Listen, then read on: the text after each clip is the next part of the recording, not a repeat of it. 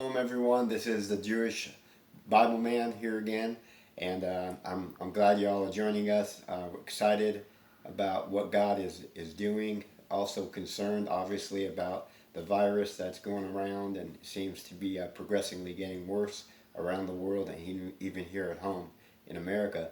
But wanted also to remind you that if you have any questions, feel free to go to my profile and ask, and I'll be glad to answer them. I should be doing a live stream later today so that I can have an open mic forum. But also wanted to talk to you a little bit about, well, before I do that, let me just say, act responsibly. Practice what the CDC says, practice what the president has ordered us to do, what your state is telling you to do. Make sure you're acting responsibly so that we're all safe.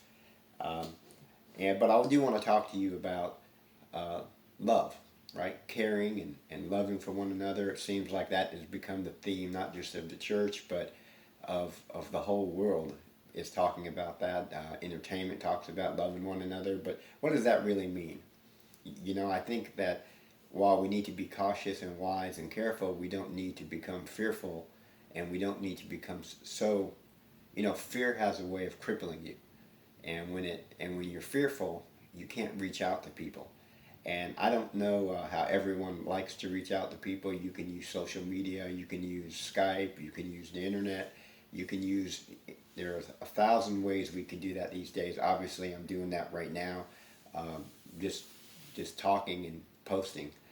But what I want to tell you and what I want to talk to you about is, where is your heart?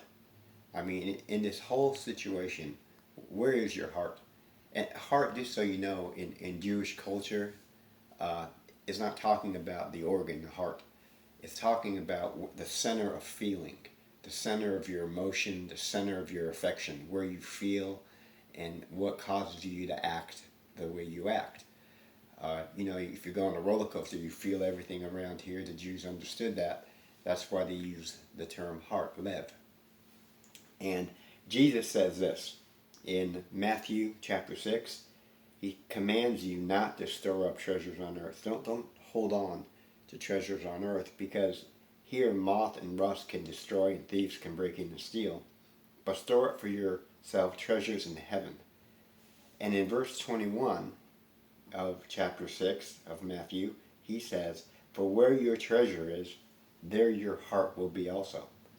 In other words, what is it that you love? I mean, if you love people and you're concerned for their soul and you're concerned for their practical needs, then we need to find a way of reaching people, right? There's no greater love than what God did, right?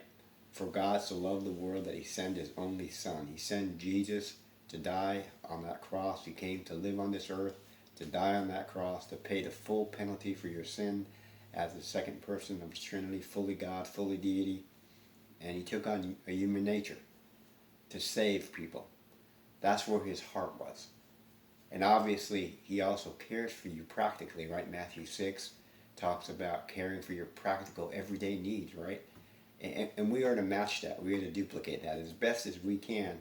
We are to meet the needs of our community, the needs of people. We are to tell them about salvation, and we are to act responsibly. We are to act, like I said, in accordance with the laws, in accordance with what Trump has told us to do, President Trump and the CDC.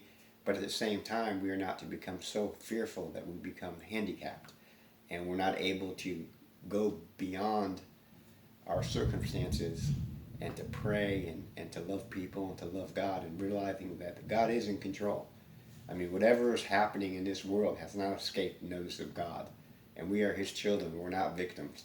We're his children, and he has cared for us, and we are to go out there and reflect that care to other people as best as we can. Like I said, you can use the internet for that, social media. There's so much these days that we can do that they couldn't do back in Bible times.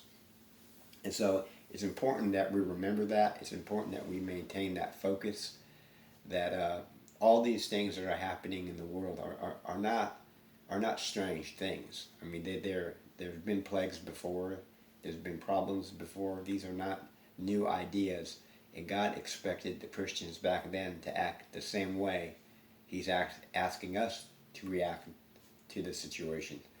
And so I just want to encourage you to live for God, store up your treasure in heaven, and do what God is calling us to do. And again, if you need to reach me, I'm hoping sometime this week or later today even to have an open mic forum. Still working on that, working out the little glitches on it. So it will be open for questions. Again, email me and I will be glad to respond. I'll give you some Hebrew slang, lehitraot. That means see you later. That's what they say in Israel. And we'll talk to you later. Bye bye.